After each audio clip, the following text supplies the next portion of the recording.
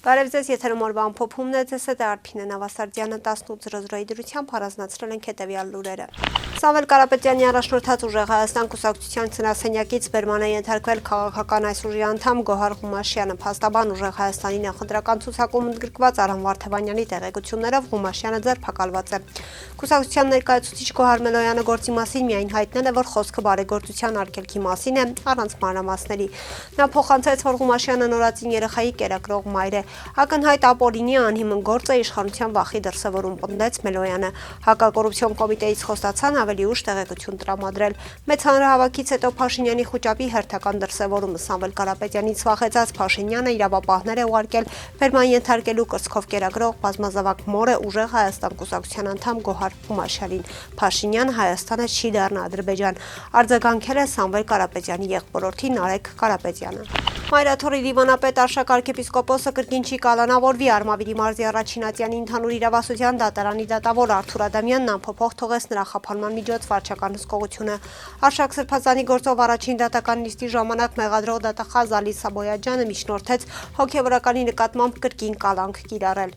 Վարույթ դեռևս նախնական դատալսումների փուլում է, չեն հարցակնվել գործի համար էական նշանակություն ունեցող բոլոր անձինք։ Ավելին արկա են տվյալներ, որ ենթադրյալ հանցանքը կատարվել է մի քանի անձանց ներգրավմամբ, ինչը էապես մեծացնում է ցուցմունքների համաձայնեցման եւ ապացուցման գործընթացին միջամտելու վտանգը, ասաց դատախազը։ Նրա պնդմամբ Արշակ Սրբազանի ազատության մեջ լինելը կարող է ոչ միայն ռիսկ ստեղծել վկաների վրա ազդելու նրանց ցուցմունքները խեղաթյուրելու համար, այլ նա կարող է քայլեր ձեռնարկել հնարավոր ապացույցները թաքցնելու, ոչնչացնելու կամ կեղծելու ուղղությամբ։ Դատախազի խոսքով Արշակ Սրբազանն ազդեցիկ դիրք զբաղեցնող անձ է, ինչը նրան լծակներ է տալիս ներգործելու այլ անձանց վրա։ Դատավորի որոշմամբ Արշակ Սրբազանի նկատմամբ մտնրված խափանման միջոց վարչական հսկողությունը մնաց անփոփոխ։ Հաջորդ դատական նիստը տեղի կունենա հուլիսի 3-ին ժամը 16:00-ին։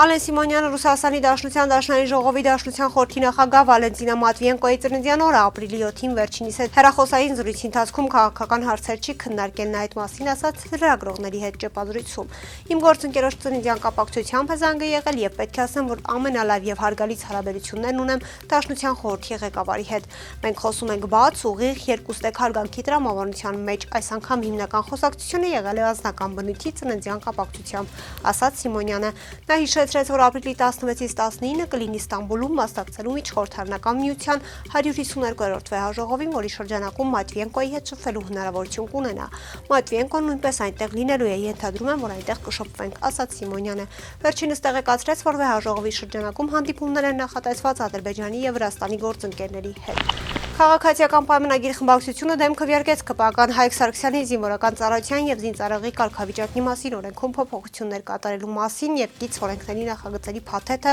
8-րդ գումարման 11-րդ նստաշրջանի օրակարգում ընդգրկելու մասին հարցին։ Նիստին ներկա 71 падգամավորներից 57-ը դեմ քվեարկեց, 3 կողմ, 7-ը ձեռնպահ։ Նախագծով առաջարկվում էր նոր մեխանիզմներ դնել ուղղված օրակոչից խուսափելու դեպքերի կրճատմանը եւ ծառայող զինվորների սոցիալական վիճակի բարելավմանը։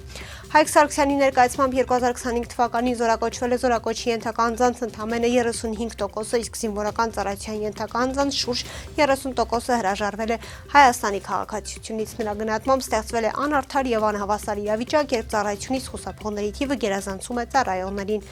Գործող օրենսդրությամբ ծառայությունից խուսափած եւ 27 տարին լրացած անձինք վճարում են 15 միլիոն դրամ։ Այսպես նրանք որոշ չափով փակում են իրենց չծառայելու բացը։ Առաջարկում եմ նույն սկզբունքով քաղաքացիությունից հրաժարվողներին նույնպես պահանջել 15 միլիոն դրամ եւ բաշխել 10 զինվորների միջև ամեն մեկին տրամադրելով 1.5 միլիոն դրամ, ասաց Սարգսյանը։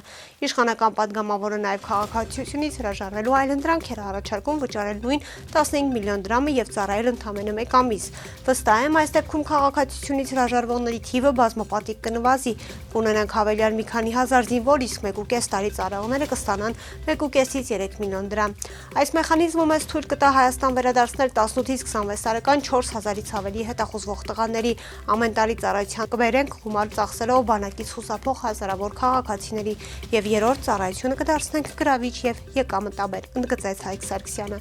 Բացի այդ առաջարկվում էր հնարավորություն տալ 25-ից 26 տարեկաններին վճարել 15 միլիոն դրամ եւ անցնել կարճաժամկետ ծառայություն նման այն տարբերակին, որը ներկայում գործում է 25 տարին լրացած անձանց համար։ Հայկ Սարգսյանը քվեարկությունից հետո հայտարարեց, որ չեն ընկճվելու, առաջիկայում քննարկումները շարունակվելու են կառավարության եւ ՊՆ-ի հետ, ապա վստահություն հայտնեց, որ մեխանիզմներ են ներդրվելու, որպեսզի լինեն հավասար պայմաններ բոլորի համար։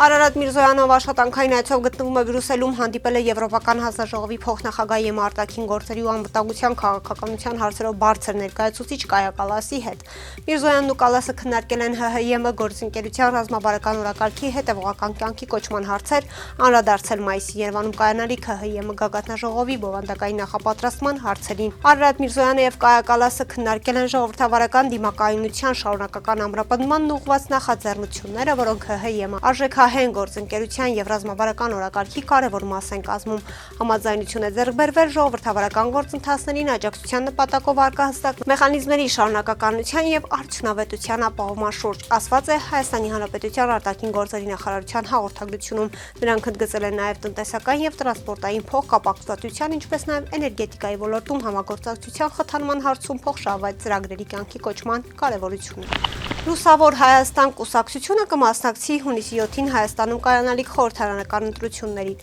Կուսակցության նախագահ Էդմոն Մարուքյանը հայտարարել է, որ շուրջ 6 ամիս իրենք ամեն ինչ արել են, որ ընդդիմությունն այս ընտրություններին մասնակցի մեկ ճակատով, սակայն դա չի ստացվել։ Արձանագրում ենք, որ դա չի ստացվել, յուրաքանչյուրի իր ճանապարհով է գնացել եւ մենք Կարպիսի հետ որոշել ենք մեր ճանապարհով գնալ, որի նպատակը մեկն է՝ ծառայել Հայաստանի Հանրապետությանը, նշել է Մարուքյանը։ Ավելի վաղ լրագրող Կարպիս Փաշոյանը գրել էր, որ ժամանակավորապես դադարեցնում է լրագրողի եւ քաղաքական մեկնաբանի գործունեությունը Լուսավոր Հայաստան կուսակցության ցուցակով ընտրություններին մասնակցելու համար։ Ապրիլի 13-ին ավտովթար է տեղի ունեցել Կոտայքի մարզում ժամը 16:50-ի սահմաններում Ծաղկաձոր-Ժազդան ավտոճանապարհի Ծաղկաձորի Մհեր Մկրտչյան փողոցում ճակատ-ճակատի բախվել են Mercedes Magnus-ի ավտոմեքենան եւ Հրազդան-Ծաղկաձոր երթուղին սպասարկող թիվ 72 մարդատար միկրոավտոբուսը։ Ինչպես դեպքի վայրից հայտնում է ֆոտոլրագրող Գագիկ Շամսյանը, վթարի հետևանքով 4 հոգի տեղափոխվել են Հրազդանի բժշկական կենտրոն։ Վթարի փաստով քննչական վարչությունում նախաձեռնվել է քրեական վարույթ, որտեղ էլ պարզվում է ավտոմեքենաների սեփականատերերի, վարորդների եւ վիրավորների ինքնությունը։ Դեպքի վայրում հավաքված մի քանի քաղաքացիներ նշում էին, որ վթարի պատճառը եղել է Ծաղկաձորից դեպի Հրազդան տալով ճանապարհահատվածում առաջացած սողանքը, որը լցված է եղել ճանապարհի երթևեկելի գոտում եւ Mercedes-ի վարորդը դեպի Հրազդան ընթանալիս հայտնվել է սողանքի հետևանքով առաջացած ջրափոսում եւ չկարողանալով կառավարել ավտոմեքենան դուրս է եկել հանդիպակաց երթևեկելի գոտի եւ բախվել միկրոավտոբուսին, որում եղել է մոտ 10 ուղևոր։ Ֆոտոլրագրողի տեղեկություններով վիրավորների մեջ կան անչափահասներ, վարորդները ենթարկվել են սթափության փորձաքննության եւ եղել են սթափ։ Կհանդիպենք վաղը, առողջ եղեք։